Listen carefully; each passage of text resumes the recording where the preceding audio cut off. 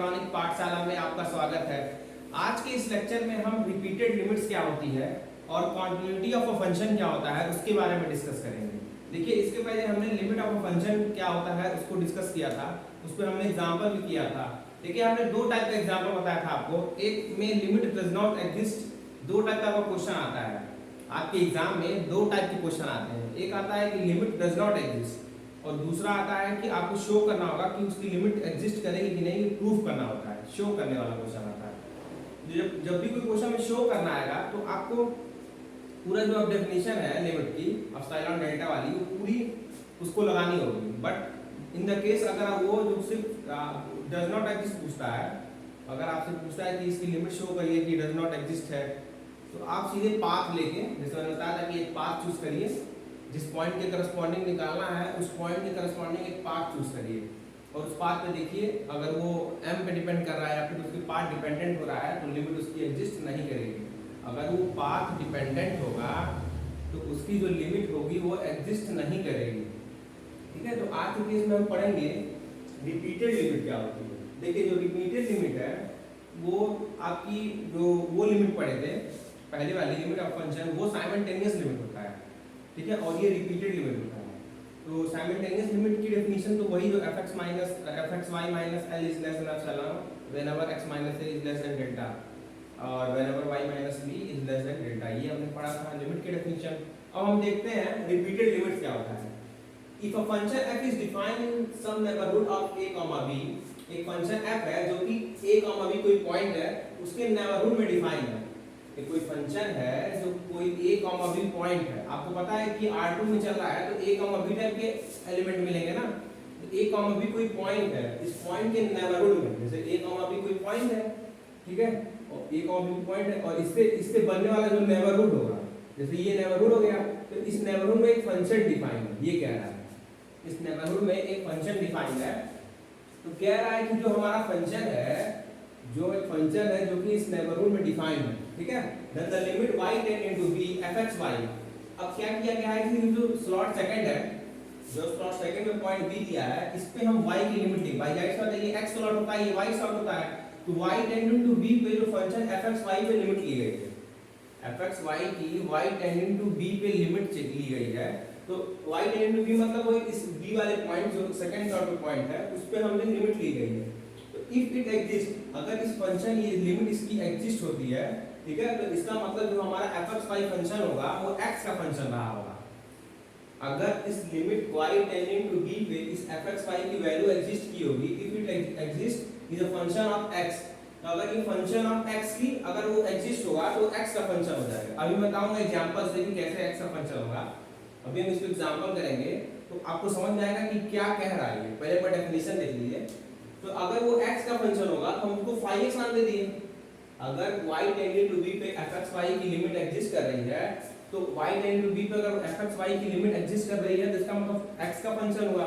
x का function होगा तो हम उसको phi x से डिनोट कर देंगे। If the value of phi x exist, और इस अगर phi x की वैल्यू एग्जिस्ट कर रही है और इक्वल टू लैम्डा, और लैम्डा के इक्वल मींस लैम्डा क्या है, इसे मान लीजिए y टेंडिंग टू b पे fxy की कुछ वैल्यू मिलेगी।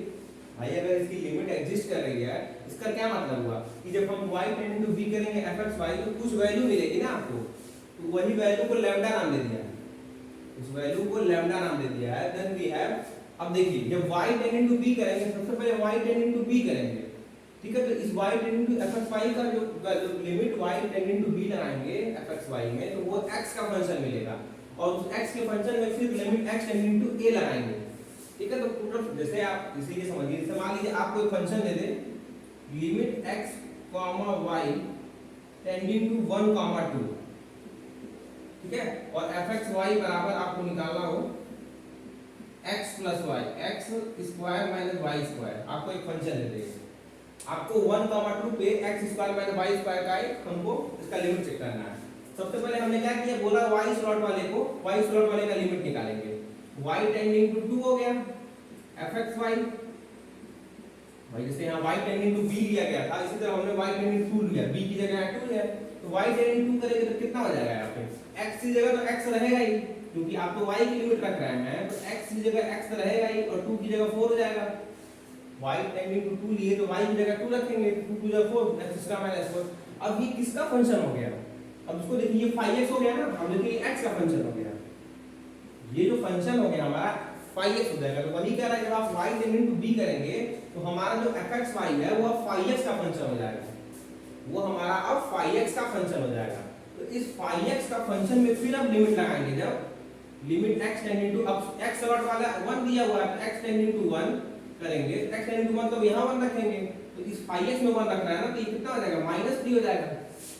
तो यही -3 को लैम्डा कह दिया है, ठीक है, यही -3 को लैम्डा कह दिया है। तो वही चीज यहाँ लिखी हुई है, ये समझने के लिए मैं आपको बताया, ये चीज समझने के लिए बताऊं कैसे हो रहा है, ठीक है। तो limit x tending to a and limit y tending to fxy equal to lambda, ये इक्वेशन में मान लीजिए। वेयर लैम्डा क्या है? Lambda is the repeated limits of f,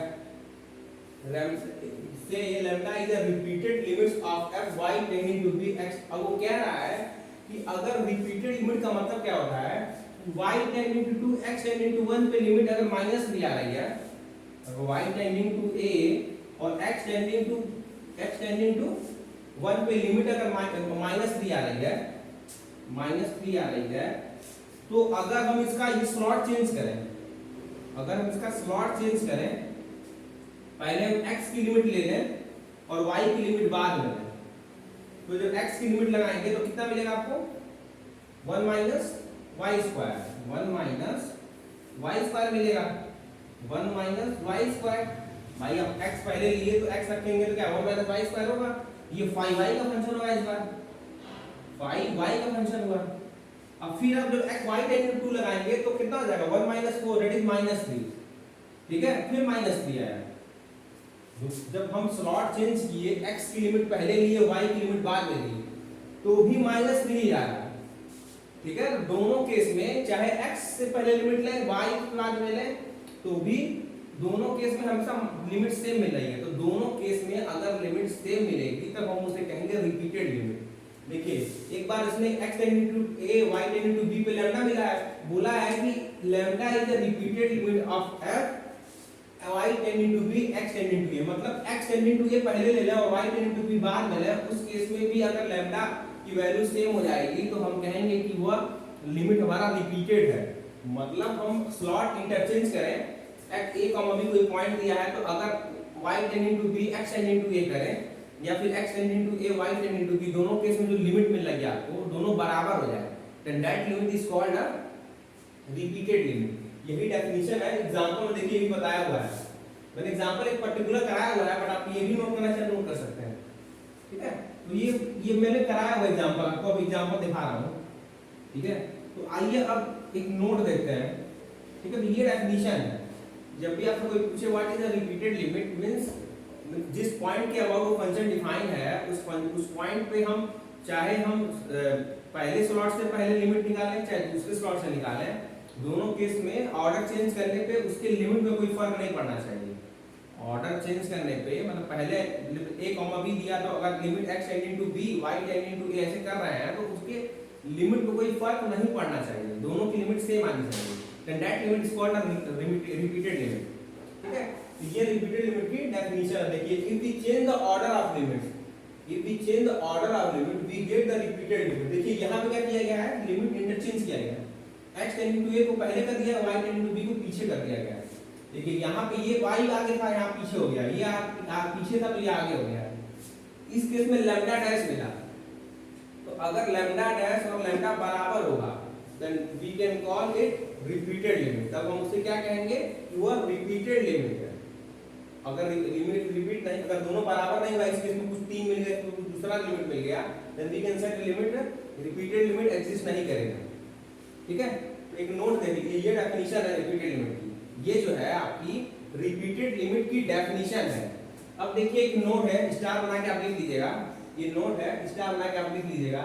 if the repeated limit are not equal, मान लीजिए repeated limit equal नहीं आया, लैम्डा की वैल्यू कुछ और रही, लैम्डा डैश की वैल्यू कुछ और रही, then simultaneous limit cannot exist, simultaneous limit cannot exist, simultaneous limit exist नहीं करेगा। simultaneous limit क्या होता है, मैंने बताया जो डेफिनेशन थी आपकी लिमिट ऑफ फंक्शन की, वो simultaneous limit होती है। तो अगर उसकी रिपीटेड लिमिट ही नहीं इक्वल है, अगर उसकी रिपीटेड लिमिट ही नहीं इक्वल है, तो हम साइमल्टेनियस लिमिट चेक करने नहीं जाएंगे। ठीक है, वही चीज कर रहा है, तो इसको आप नोट बना के लिख लीजिएगा। रिपीटेड लिमिट इक्वल होगा तो ही हम उसकी, देखिए रिपीटेड लिमिट इक्वल होना चाहिए तो ही आप जाएंगे साइमल्टेनियस लिमिट चेक करने, अदरवाइज चेक करने की जरूरत ही नहीं है। ठीक है, नेक्स्ट आते हैं एग्जांपल देखिए। जैसे हमने एक फंक्शन लिया 0,0 पे xy/x² देखिए रिपीटेड लिमिट अगर एग्जिस्ट कर रहा है, रिपीटेड लिमिट एग्जिस्ट कर रहा है, तो ये कोई जरूरी नहीं है कि साइमल्टेनियस लिमिट एग्जिस्ट करेगा ही, तो आपको चेक करना पड़ेगा। बट अगर रिपीटेड लिमिट ही नहीं एग्जिस्ट कर रही है, लिमिटेड लिमिट एग्जिस्ट नहीं करती तो साइमल्टेनियस लिमिट एग्जिस्ट नहीं करेगी। बट अगर रिपीटेड लिमिट एग्जिस्ट कर रही है तो ये कोई जरूरी नहीं है कि साइमल्टेनियस लिमिट भी एग्जिस्ट करे, वो आपको चेक करना पड़ेगा। ठीक है, simultaneous limit implies repeated limit, but repeated limit doesn't imply simultaneous limit. ठीक है, ये मतलब है।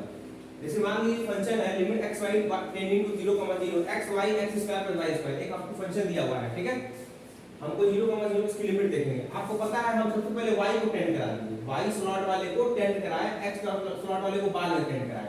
जाहिर सी बात है जब y टेंडिंग टू 0 रखेंगे तो यहाँ 0 हो जाएगा, यहाँ 0 हो जाएगा, 0/x² दैट इज पूरा 0 हो गया फंक्शन। भाई जब y पहले एक को रखिए, एक को रखेंगे तो क्या मिलेगा 0/0 हो जाएगा, 0/x², टोटल 0 हो गया वैल्यू। और तो 0 हो गया, फिर x की लिमिट लगाएंगे, x की लिमिट 0 पे 0 ही होगी, तो 0 हो गया। इस तरह आप स्लॉट इंटरचेंज किए तो भी लिमिट 0 मिल रही है, तो यहाँ रिपीटेड लिमिट इक्वल है, thus repeated limit are equal है, थस रिपीटेड लिमिट तो इक्वल है। बट आपको पता है कि इसकी जो लिमिट होती है, साइमल्टेनियस लिमिट होती है, वो एग्जिस्ट नहीं करती है। हमको पता है कि इस फंक्शन की 0,0 पे साइमल्टेनियस लिमिट एग्जिस्ट नहीं करती है, क्योंकि हमें एक ऐसा पाथ मिल जाता है y = mx टाइप, जिस पे ये पाथ पे डिपेंड करता है। ठीक है, but the simultaneous limit does not exist by putting y = mx, by putting y = mx। ये पता है आपको y = mx पे इसका लिमिट एग्जिस्ट नहीं करता है। ठीक है, तो और भी आप एग्जांपल देख सकते हैं। तो रिपीटेड लिमिट, साइमल्टेनियस लिमिट अलग-अलग चीजें हैं दोनों। ठीक है, simultaneous limit implies repeated limit, but repeated limit doesn't imply simultaneous limit. ठीक है, तो अब आइए देखते हैं कॉन्टिन्यूटी की डेफिनेशन। अब हम देखते हैं कॉन्टिन्यूटी क्या होती है। आइए कॉन्टिन्यूटी की डेफिनेशन देखते हैं।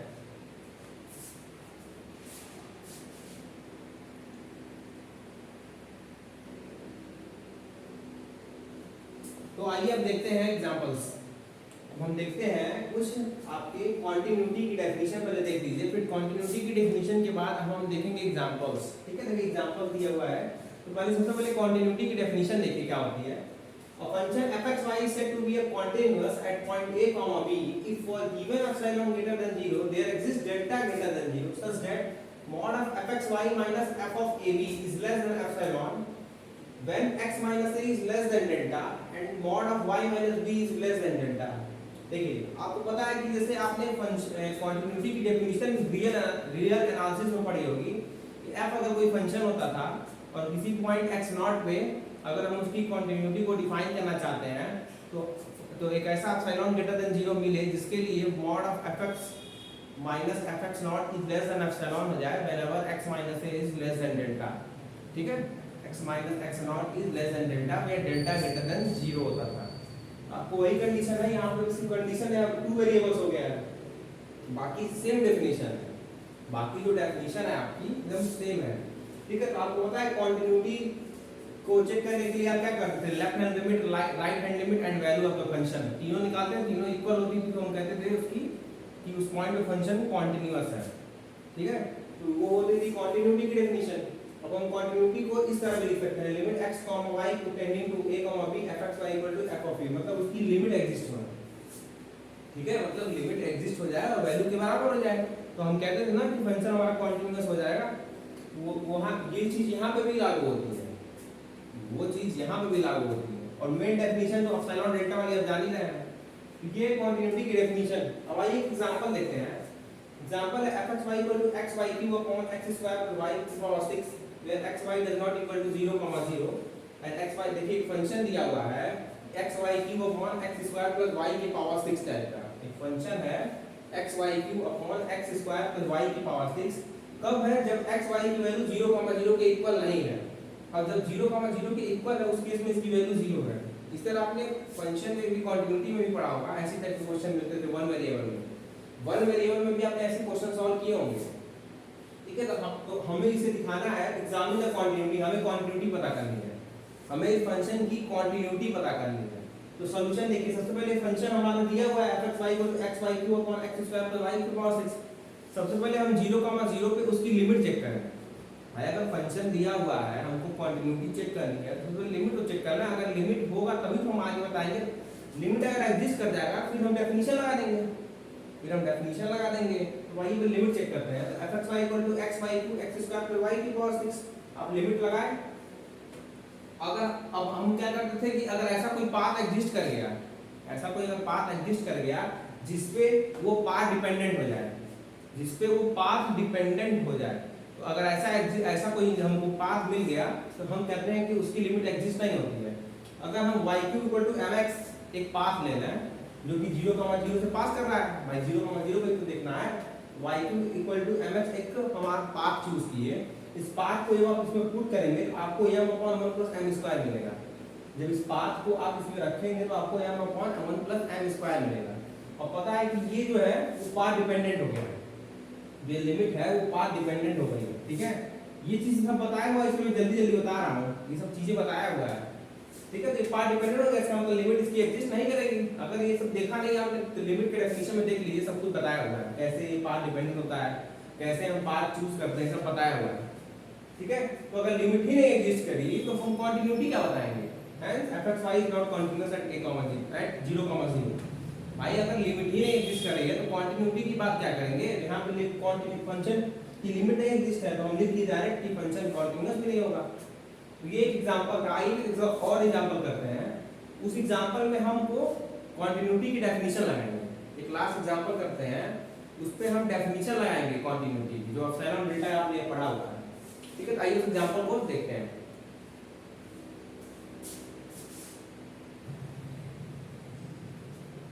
तो आइए देखते हैं एग्जांपल्स। अब देखिए इस एग्जांपल्स में क्या करेंगे कि हम लोग शो करेंगे, show that following function is continuous at origin. हमें दिखाना है कि ओरिजिन पे ये फंक्शन कॉन्टिन्यूअस है। हमें दिखाना है ये जो हमारा फंक्शन है वो 0,0 पे क्या है? कॉन्टिन्यूअस है। 0,0 पे क्या है? कॉन्टिन्यूअस है, ठीक है। तो देखिए जब भी क्वेश्चन में शो दैट लिखा रहता है, शो दैट लिखा हुआ, इसका मतलब वो कंटिन्यूअस रहा होगा तभी तो प्रूफ करने के लिए दे रहा है। देखिए आप कहेंगे कि सर कैसे ये पता करेंगे कि किस क्वेश्चन में हम पाथ वाला लिमिट चेक करेंगे और किस क्वेश्चन में आप ये चेक करेंगे कि ये जो है एप्सिलॉन डेल्टा डेफिनेशन किसमें लगाएंगे। कंफ्यूजन हो रहा होगा ना कि किसमें हम पाथ से चेक करें, किसमें हम लिमिट डज नॉट एग्जिस्ट वाला चेक करें, प्रॉपर्टी पाथ वाला y = mx टाइप, या फिर कोई दूसरा पाथ, या फिर और दूसरा कब हम ये लगाएंगे एप्सिलॉन डेल्टा। तो देखिए जब क्वेश्चन आता है ना तो या तो लिख के आएगा कि show that there limit does not exist, show that it is not continuous at this point, ऐसे करके आएगा, या फिर देगा एग्जामिन द कंटिन्यूटी। तो ऐसे टाइप क्वेश्चन में आप पाथ से चेक करिए पहले, ऐसे टाइप क्वेश्चन में आपको पाथ से ही जाइए, ठीक है। बट जब शो दैट लिखा है, शो दैट का मतलब क्या होता है कि आप इस फंक्शन को कंटीन्यूअस दिखाइए, इसका मतलब फंक्शन को कंटीन्यूअस रहा होगा तभी तो दिखाया जा रहा है, ठीक है। यहाँ वो नहीं है कि शो है फिर कैसे हम उल्टा ही दिखा देंगे। तो शो करने के लिए आपको डेफिनेशन ही लगानी पड़ेगी, शो करने के लिए आपको कंटिन्यूटी की डेफिनेशन को अप्लाई करना पड़ेगा। तो आइए देखते हैं। सबसे पहले फंक्शन जो दिया वो आपको आपने लिख दिया, function xy √x² + y², xy √x² + y² एक फंक्शन दिया हुआ है, हमें इस फंक्शन की कंटिन्यूटी बतानी है। तो लेट एप्सिलॉन ग्रेटर देन 0, हमने मान लिया कि x = r cos थीटा, ठीक है। x = r cos theta, y = r sin theta polar form होता है, आपने कैलकुलस में पढ़ा होगा। तो हमें इसकी जब लिमिट निकालनी है तो हम कंटिन्यूटी चेक करेंगे, तो हम इसको पोलर में चेंज करना चाह रहे हैं ताकि हमारा कैलकुलेशन आसान हो जाए, इसलिए ऐसा कर रहे हैं। तो x = r cos theta, y = r sin theta. अब r cos theta r sin theta यहाँ पे रख दीजिए, fxy में r cos थीटा और r sin थीटा उठा के रख दीजिए। तो fxy क्या हो जाएगा? fr cos theta fr sin theta. अब यहाँ फंक्शन में पुट करिए, x की जगह r cos theta, y = r sin theta, तो r cos theta * r sin theta upon √ अब देखिए r² दोनों में आएगा, तो r² वो कॉमन ले लिया गया है और ब्रैकेट में क्या बचेगा? cos² थीटा + sin² थीटा, ये 1 हो जाएगा। अंदर 1 होगा और अंडर रूट आर स्क्वायर है, इसका मतलब क्या होगा, अंडर रूट हटेगा तो आर हो जाएगा, अंडर रूट हटेगा तो आर हो जाएगा। ठीक है, तो देखिए फिर क्या होगा, f r cos theta r sine theta, ऊपर बचेगा, देखिए ऊपर आर और आर स्क्वायर होगा और नीचे आर सिर्फ होगा, तो एक आर से एक आर कट जाएगा, आर है यहाँ भी आर है तो आर स्क्वायर होगा, नीचे सिर्फ आर होगा तो एक आर कट जाएगा, तो बचेगा r cos theta sine theta, वही लिखा हुआ है, वही यहाँ पे लिखा हुआ है r cos theta sine theta. अब हमने क्या किया, 2 से ऊपर नीचे मल्टीप्लाई कर दिया, हमने 2 से ऊपर नीचे मल्टीप्लाई कर दिया, तो ऊपर बनेगा 2 cos थीटा sin थीटा, तो sin 2 थीटा का फार्मूला बन जाएगा, ऊपर जो है वो sin 2 थीटा का फार्मूला बन जाएगा और अपॉन 2 हो जाएगा। यहाँ पे 2 से ऊपर नीचे मल्टीप्लाई हुआ है तो हमारी f r cos theta f sin theta की वैल्यू क्या हो जाएगी, r/2 sin 2 थीटा। इसको आप इक्वेशन नंबर 1 मान लेंगे, इसको आप इक्वेशन नंबर 1 मान लेंगे। अब हमें डेफिनेशन लगाएंगे, जो कॉन्टिन्यूटी की डेफिनेशन थी उस पे जाइए। कॉन्टिन्यूटी की डेफिनेशन क्या होती है, mod of fxy minus f a, b होता है, तो यहाँ पे 0, 0 है, यहाँ पे हमारा पॉइंट 0, 0 है, तो आप रखें 0, 0, आपको 0, 0 पे बताना है। ठीक है, तो अब f 0, 0 की वैल्यू तो 0 दी है, 0, 0 पे तो फंक्शन की वैल्यू 0 है ना, तो f 0, 0 की वैल्यू तो 0 हो जाएगी, f 0, 0 की वैल्यू 0 हो जाएगी ना भाई, 0, 0 पे फंक्शन की वैल्यू 0 है। ठीक है, तो यहाँ तो 0 हो गया और x y मतलब इसकी वैल्यू आपने निकाला हुआ है r/2 sin 2 थीटा, ये fxy की जो वैल्यू निकली है तो fxy की जगह आप r/2 sin 2 थीटा रख दिए। अब मॉड आप चेंज करेंगे तो मॉड r/2, मॉड अलग अलग चेंज किए, इनवर्टी का साइन आ गया, mod r mod sin 2 theta. आपको पता है कि मॉड sin 2 थीटा की वैल्यू जो होती है, मॉड sin का sin फंक्शन का सबसे मैक्सिमम वैल्यू क्या होता है, 1 होता है, मॉडुलस वैल्यू मतलब sin की मैक्सिमम वैल्यू 1 होती है, तो mod of sin 2 theta is less than equal than 1। लिख सकते हैं मॉडुलस वैल्यू क्या होगी, ये क्या x से छोटी होगी ना, तो इस चीज को जब सब्स्टिट्यूट करेंगे, यहाँ पे इस चीज को सब्स्टिट्यूट करेंगे क्या आएगा, सिर्फ मॉड r/2 आएगा, सिर्फ मॉड r/, यहाँ पे सिर्फ मॉड r/2 आएगा ना, इसकी वैल्यू 1 हो गई, यहाँ से इस कंडीशन से इसकी वैल्यू 1 हो गई। अब मॉड r/2 और r की वैल्यू क्या हो जाएगी, r की वैल्यू क्या है, x r cos थीटा है, y r sin थीटा, इन दोनों से r की वैल्यू निकाल सकते हैं आप, इन दोनों इक्वेशन से आप r की वैल्यू निकाल सकते हैं ना। क्या कर सकते हैं, इसको आप करेंगे तो x स्क्वायर स्क्वायरिंग कर दीजिए, स्क्वायरिंग करेंगे तो x r स्क्वायर cos का theta, y square r square sin square theta, दोनों इक्वेशन को ऐड कर दीजिए भाई, इसमें स्क्वायरिंग कर दीजिए, इसमें स्क्वायरिंग करेंगे x square r square cos का theta, y square r square sin square theta, दोनों इक्वेशन को ऐड करेंगे तो x स्क्वायर y स्क्वायर, तो इधर cos square theta plus sin square theta 1 हो जाएगा और r स्क्वायर, तो r की वैल्यू कितनी हो जाएगी, √x square plus y square, √x square, यही वैल्यू होगी इसकी। अरे इन दोनों इक्वेशन को ऐड कर लीजिए, इधर ऐड करेंगे x square plus y square, इधर करेंगे r स्क्वायर कॉमन हो जाएगा, cos का theta plus sin square theta 1 हो जाएगा, तो वैल्यू क्या मिलेगी, r √x square plus y square, ये इसकी वैल्यू हो जाएगी। ठीक है, तो आपने क्या किया, इस r की वैल्यू को यहाँ पे सब्स्टिट्यूट कर दिया, √x square plus y square, ये वैल्यू कहाँ से आई है, यहाँ से निकाली गई है, अभी मैंने निकाला है, आप देख लीजिएगा, तो √x square plus y square by 2, यहाँ तक आपने कर लिया। अब इस 2 को अंदर ले जाएंगे, जब इस 2 वैल्यू को अंडर रूट के अंदर ले जाएंगे तो क्या हो जाएगा, x square by 4 plus y square by 4। अरे अंडर रूट के, जब अंडर रूट के बाहर 2 है, अंडर रूट के अंदर ले जाएंगे 4 हो जाएगा ना, अंडर रूट के अंदर ले गए 2 को अंडर रूट के अंदर ले जाएंगे तो x square by 4 plus y square by 4 होगा। ठीक है, और ये क्वांटिटी क्या है, पॉजिटिव है, x अंडर रूट के अंदर कोई क्वांटिटी होती है हमेशा पॉजिटिव होती है, तो ये पूरा क्वांटिटी क्या है, ये पूरी क्वांटिटी क्या है, पॉजिटिव होगी, और तो हम इस पूरी क्वांटिटी को एप्सिलॉन से छोटा मान लिए। एप्सिलॉन क्या होता है, पॉजिटिव नंबर होता है ना, तो इसका जो भी वैल्यू रहा हो, मान लीजिए 100 रहा हो, इसकी वैल्यू 100 है तो हम इसको 200 मान लिए। एप्सिलॉन अपने ऊपर होता है चूज करना, जो एप्सिलॉन होता है वो अपने ऊपर होता है चूज करना, तो अगर ये 100 है तो इसको हम 200 मान लिए, तो एप्सिलॉन से हम इसको छोटा माने हैं। ठीक है, एप्सिलॉन हम कुछ भी, एप्सिलॉन ग्रेटर देन 0 है, तो मान लीजिए पॉजिटिव क्वांटिटी है ना भाई, अंडर रूट के अंदर क्वांटिटी है तो पॉजिटिव होगा, ये पॉजिटिव है, जो भी इसकी वैल्यू उससे बड़ा हमने एप्सिलॉन मान लिया। ठीक है, तो mod of fxy minus f00 is less than equal than this is less than epsilon, इसको इक्वेशन नंबर 2 नाम दे दीजिए। अब आप इस कंडीशन से देखिए, इस कंडीशन से हम क्या लिख सकते हैं, मॉड x स्क्वायर बाई 4 की वैल्यू एप्सिलॉन स्क्वायर बाई 2 से छोटी होगी, मॉड y स्क्वायर बाई 4 की वैल्यू एप्सिलॉन स्क्वायर बाई 2। आप कहेंगे सर इसको ऐसे कैसे लिख सकते हैं, आप इन दोनों को ऐड करिए, आप इसको और इसको ऐड करिए तो आपको यही चीज मिलेगा। इस इक्वेशन को आप ऐड करेंगे और अंडर रूट लगाएंगे तो यही कंडीशन मिलेगी आपको, ठीक है। मॉड x स्क्वायर बाई 4 पर मॉड y स्क्वायर बाई 4 पर अंडर रूट लेंगे आप तो आपको एप्सिलॉन स्क्वायर ही एप्सिलॉन ही मिलेगा, ठीक है। आपको यहाँ से एप्सिलॉन ही मिलेगा। अब आइए देखते हैं आगे क्या होगा, आइए आगे देखते हैं क्या होगा। देखिए ये प्रूव करने के लिए आपको शो करना पड़ेगा, पूरा जो भी डेफिनेशन है आपकी उसको पूरी लगानी पड़ेगी आपको, उस डेफिनेशन को आपको पूरा लगाना पड़ेगा, ठीक है। तो आइए आपका ये कंप्लीट हो गया है, बस अब डेफिनेशन लगा दीजिए बस, ठीक है। तो यहाँ से आप इन दोनों कंडीशन से आप x मॉड x की वैल्यू क्या हो जाएगी, मॉड x की वैल्यू अंडर रूट 2 एप्सिलॉन हो जाएगी। तो मॉड x की वैल्यू फाइंड करेंगे तो क्या हो जाएगा अंडर रूट 2 एप्सिलॉन और मॉड y की वैल्यू भी अंडर रूट 2 एप्सिलॉन,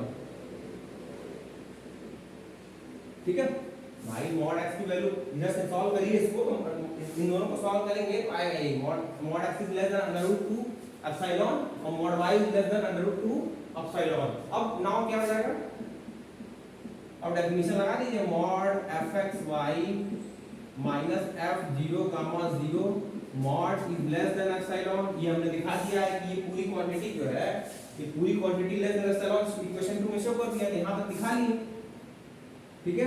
व्हेन और कंडीशन भी निकाल लिए भाई, x और y की कंडीशन भी तो निकालनी थी। When mod x minus 0 is less than under root 2 epsilon, ठीक है, और mod y minus 0 is less than under root 2 epsilon. इसको मान लीजिए डेल्टा, इस क्वांटिटी को मान लीजिए डेल्टा, इसको ही मान लीजिए डेल्टा, इस पूरी को मान लीजिए डेल्टा, इसको ही मान लीजिए डेल्टा।